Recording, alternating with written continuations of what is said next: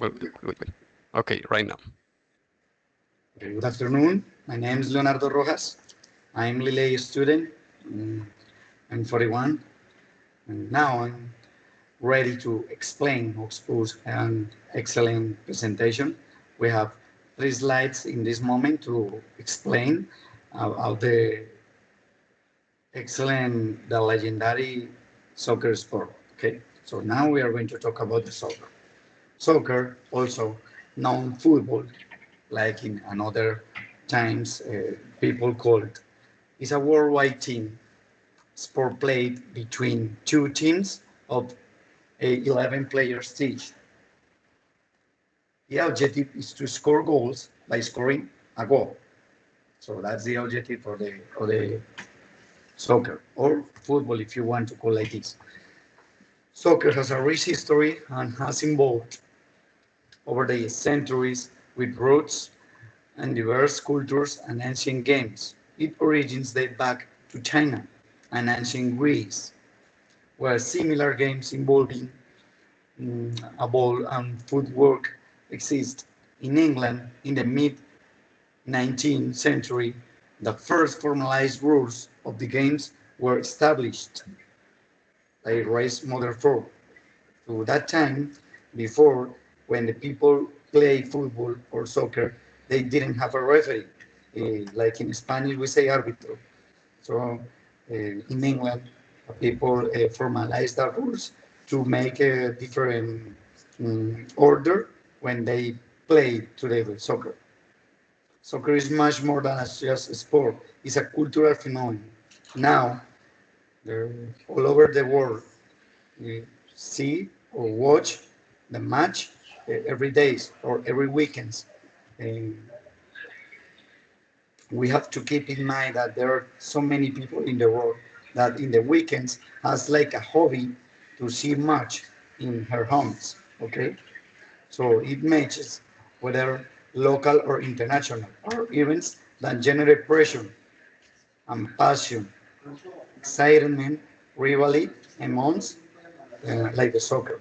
The soccer has given rise to a multitude of legends and iconic figures that now or then in the next slide we are going to talk about that some legends that we have had and they are idols from the child and the adults. Okay, so now we are going to talk about how many competitions are there. So there are a large number of football competitions worldwide, including club leagues and national and international competitions. Some of the most important are the FIFA World Cup, the European Championship, the Champions League, the Europa League, and the Conmebol Libertadores. Below are some of the most relevant competitions. So we are going to talk about the different continents and the competition that they have. The most important in this moment for the money that transfer every day is the Europe. So in Europe we have Premier League in England, La Liga in Spain, Serie A in Italy, Bundesliga in Germany, League One in France, Eredivisie in Netherlands. In South America, we play different soccer. For example, Argentine professional leagues, Brasileirao Brazil, League One Peru, and North and in Central America, Major League Soccer, United States, League Mex, Colombia, Primera A, Primera B, Copa Colombia. International competitions that we have. Uh, who doesn't know or who has not seen in during the year UEFA? And in UEFA we have okay. There are five federations, but now we are going to talk about four. The most important: UEFA, FIFA, CONMEBOL, and CONCACAF. In UEFA, we find Champions League, Europe League, Conference League, and Nations League. And the FIFA is FIFA World Cup that it plays each 4 years. There is a World Cup, FIFA mm, Women's World Cup, Under 20 World Cup, and Under 17 World Cup. In the different leagues, they try or they look for to sell players every day, okay? Conmebol, it has Copa Libertadores, Copa Sudamericana, Recopa Sudamericana. CONCACAF has the Champions League. In addition to this, there are many other national and regional competitions in different countries and regions, as well as youth and women's competitions. Now, I would like to talk about the women in the world. And the women plays an important paper in this sport because the women now has is has their own league. So and it's very important. In Europe, there are so many women playing football or soccer now.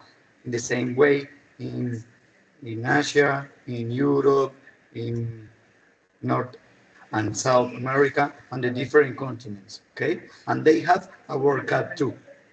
Okay, next slide. We have the top players representative of football. So I have 12, the 12, one of the most important soccer players that we have found in the history of this sport, on this sport. So the first one is Lionel Messi. He's an Argentinian player and is considered the most important player in this sport. And next one is Cristiano Ronaldo. He's the second most important player. Some people say that one is the first, one is the best, but for me, the two are the best players in the history of this sport. The next one is Ronaldo Nazario. He's a Brazilian soccer player. He won 3 FIFA World Cups in the same that Ronaldinho Gaucho, that is, who is here. The next one is Ronaldo. Pelé, Pelé is the next one. Pelé won 3 World Cups too. The next one is an Italian soccer player called Francesco Totti. The other is a Swedish soccer player that is called Zlatan Ibrahimovic. He's an excellent player, and he played in Milan, Inter, Barcelona, and the other football club players. Okay, this one is Diego Armando Maradona, considered the best player in the world too. This player that I'm talking here, sorry, in this screen, is Carlos Alberto Valderrama. He's Colombian player like the other three. So some people consider to Valderrama like the best and most important player in the history in Colombia. The other one is Radamel Falcao Garcia. In this moment, he is a international player with more goals in Europe. Leonardo, Leonardo, thumbs up. You have already used your 8 minutes, your presentation. Okay, sir. Okay, so thank you. And well, we could move to the questions and answer interhands. So first could be Alicia. So Alicia, your first question for your partner. Okay, what do you think these known people here at soccer players are very famous in other sites around the world? Why they prefer their career here, but when they have the opportunity to leave, they do it.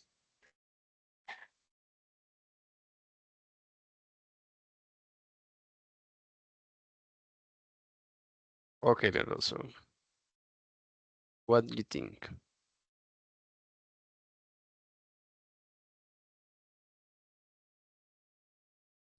Alicia, please, excuse me. Can you repeat the question, please?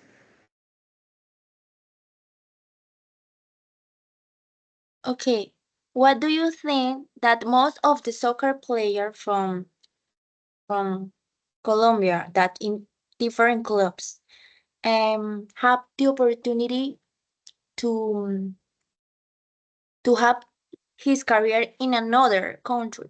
I don't stay here.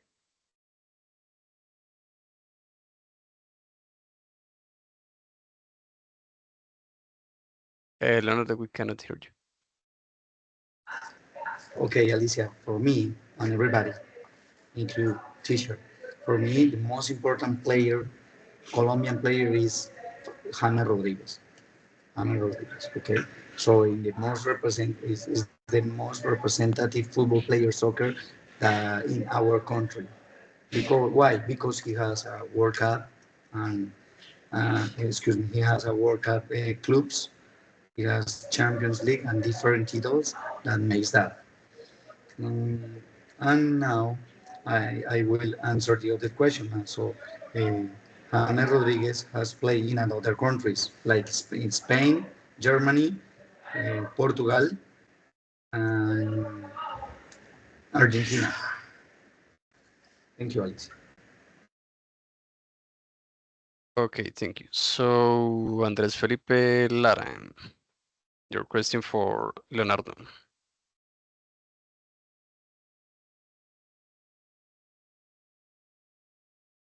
You can hear me now? Yeah. Okay, Leonardo. The question is, why is football considered more than just an sport?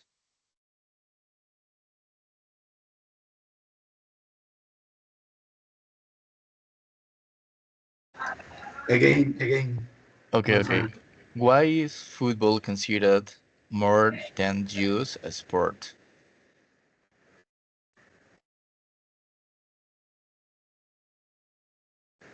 Okay, maybe because it has a contact sport, but I think there are so many dangerous sports in the world. I mean, like it's real, the football has a contact sport because sometimes the lesions are considered, for example, in in their knees, the players suffer different lesions. Maybe for that's the reason because the people say that it's a dangerous sport. Yes. Okay, okay.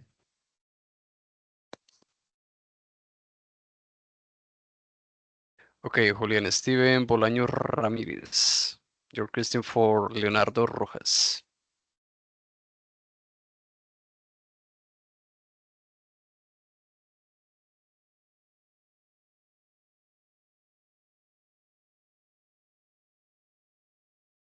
Julian Steven Bolaños.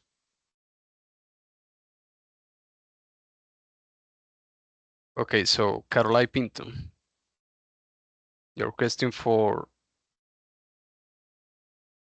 Leonardo. My question is, what makes soccer a global cultural phenomenon beyond being just a sport?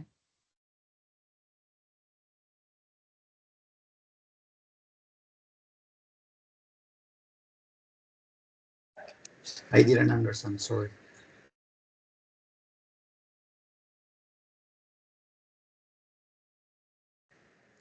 Le repito. Yeah. Yeah. What makes soccer a global cultural phenomenon beyond being just a sport? Okay. I think it's considered a phenomenal cultural sport because for me, it's very exciting to play that sport. Is the human, the human has a, is natural for the human the competition spirit. So the people loves to make competition. So when they identify maybe his wishes or his dreams with another person, in this case the players, so they or it makes that the phenomenal cultural take or being very strong. Okay, Caroline? Okay, thank you, Leonardo. And Julian Steven. Yes, teacher, excuse me. Okay, the question is, what characteristics should a football player have?